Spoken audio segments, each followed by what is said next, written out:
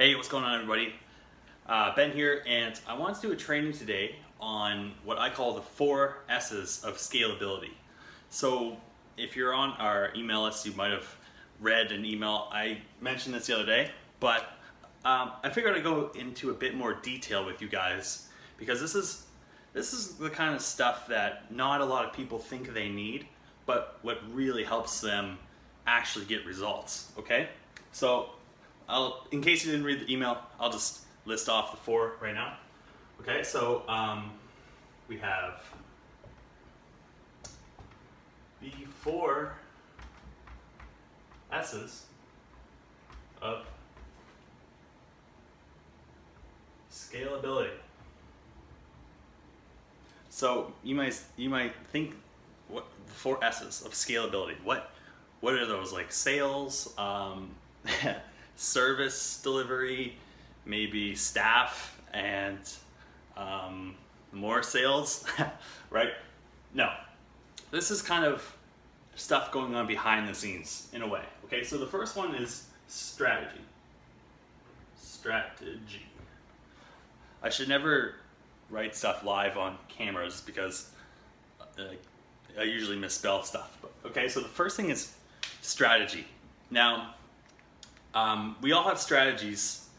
You know, you have the perfect strategy. Let's say you're 60 pounds overweight, you're poor, you're sad, a bit depressed. You know, the reason why you're there is because you have a strategy of the way you eat, the way you exercise or lack of, you know, the type of work you do, how you talk to yourself, you know, the way you frame events in your mind. All this stuff this is your strategy for getting the results you have now. Okay? When we get guys messaging us, joining our programs, they think, hey, you know what? I just need a new strategy, right? I just need to know the words to say on a sales call. I just need to know, you know, the lead gen stuff. I need to know how to package a high ticket offer. And that stuff is important, you know. I'm not going to discount it. We have really good strategies for that, for everything, right? But if all strategy, you know, if all it took was strategy to get results, you know, I have a big bookshelf here. You could just read one of these books and you'd instantly become like a billionaire, right? But obviously that doesn't happen. Well, why is that? It's because we're missing the other 3 S's, okay? So the second one is state. So if you're familiar with, let's say, Mr. Tony Robbins here, this is kind of stuff that he might teach. You know, he talks a lot about state. What is state? Like, it's your physiology, your thoughts and feelings, what you're focusing on, and the meaning you attach to events. Okay? So we'll have someone who gets the perfect strategies. You know, okay, this is your target market. Here's the offer. Here's how you're going to reach out to them. Here's exactly what you say when you get them on a phone call. Here's how you present your offer, and here's how you deliver the service. You know, strategies all there. And then what happens is someone might start off in a very high state, like they're motivated, they're feeling great, you know, like let's just go out there and crush it. Let's say they get on their first 5 phone calls, or maybe their very first phone call, and it doesn't go perfectly, right? You have your script, you're reading, but the prospect doesn't know what your script is. They just start talking about this, and they throw you objections and curveballs, and then next thing you know, they're saying no to you, right? So you're getting rejected, and you're like, I thought I had the, like, what the hell? What does this mean about me? So state, if you recall, if you're focusing on the negatives, oh, they said no, so therefore this must mean that maybe I shouldn't do this business, you know? They said no, therefore that means I suck. My offer's terrible. Nobody's buying right now. These are the thoughts that people have when they can't control this stuff, okay? So your state is really, what are you focusing on? And what are the meanings you're attaching to events? Okay, so meanings, meaning you have empowering and disempowering. And empowering meaning can be like, you know what, this was a great learning opportunity. awesome that this person said no, because now I'm gonna go back, listen to that phone call again that I've recorded hopefully, and determine, oh, he said no because, oh, my tonality was off, or oh, I didn't ask him these questions, I didn't get this information, whatever it is. I presented my offer in a way where the guy just didn't see the value, or it was unclear, who knows, could have been a million things, right? That's the state. Important, okay? You can have these two things in place, but if you have the third one in place, you have let's call it a whack story, okay? So we all have personal stories, right? You'll typically hear this on social media when someone's like, you know what, as a insert here, I can't do this, or this isn't fair. You know, as a black man in America, you know, I can't be successful. You hear stuff like this. People have stories. You know, one such story which really, really holds people back is the victim story, right? Oh, nothing ever works for me, you know, like everything, the universe is out against me. And you get people with a shitty, disempowering story. And like they'll join, let's say they join our program. That person, they have a track record, right? Up till now, they've had strategies which have caused them to fail. And some of those strategies are mental, right? This victim story, it's like, you know what, nothing ever works for me, so let me try this.